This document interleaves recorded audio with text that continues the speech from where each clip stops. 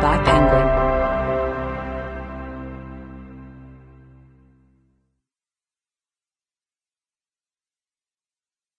Dead to Me by Lesley Pearse, read by Webster. Chapter 1, 1935. "Will you look at that?" Ruby exclaimed, directing her remark to the girl standing near her. She too was staring, mouth agape, at the sight of a man being dragged from the Hampstead swimming pond. "Is he dead?" the second girl asked with a tremor in her voice. "I reckon so. They ain't even trying to bring him round." It was early April, just after Easter, and although a sunny day, it was cold. Apart from the two girls, there were only a few other people watching, in the main, adult dog walkers.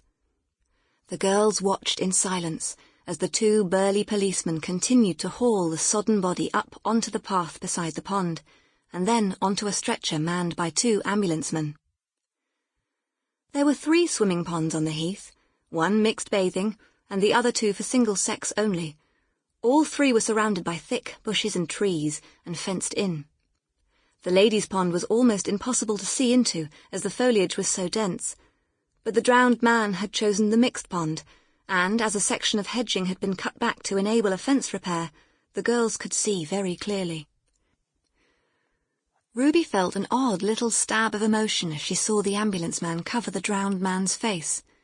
It was the first dead person she'd ever seen, and although she was some 30 yards away and had not known the man, it still felt like a loss. "I wonder who he is," the second girl asked, "and if he's got a wife and children. Suppose we'll have to wait till it's in the newspapers to find out," she added sadly. Ruby sensed that this girl felt as she did, and so she turned to look at her properly. She guessed she was a bit younger than her, perhaps 12 or 13, her long blonde hair held back off her face by a blue velvet band. She had a posh voice, and her clothes were expensive. Ruby was usually invisible to such girls.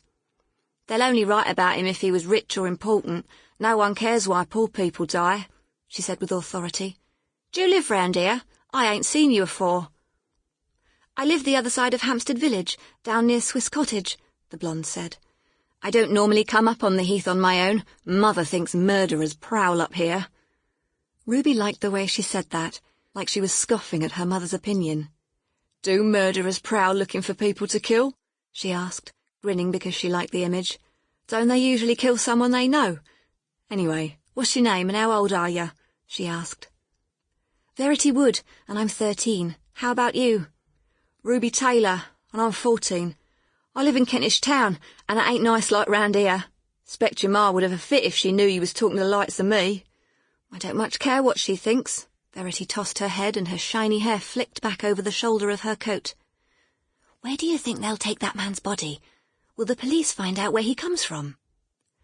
Ruby liked that this posh girl didn't seem to feel it was beneath her to speak to what most people would call a ragamuffin. She was also thrilled that her opinion was being asked. "They'll take him down the morgue. That's the place they cut up dead people to see why they died. If he's got stuff in his pockets that says who he is and where he lives, the police go round there to tell his family and make one of them go and identify him." "Fancy you knowing such things," Verity exclaimed. Ruby shrugged. "Mrs. Briggs, what lives downstairs to me and my ma, she had the police call to say our old man was found dead in Camden Town with his head smashed in. My ma went with her to identify him. They was both sick 'cause he looked so bad, but when the doctor cut him open, they found he never died from the wound on his head. He'd had a bleeding heart attack and fallen over and smashed his bonce on the curb." "Gosh," Verity said reverently, looking admiringly at Ruby. "What a lot you know." They fell silent as the ambulance drove away with the drowned man, and watched as 4 policemen spread out to examine the ground around the pond. "They'll be looking for something to tell 'em whether the man fell or waded in all alone.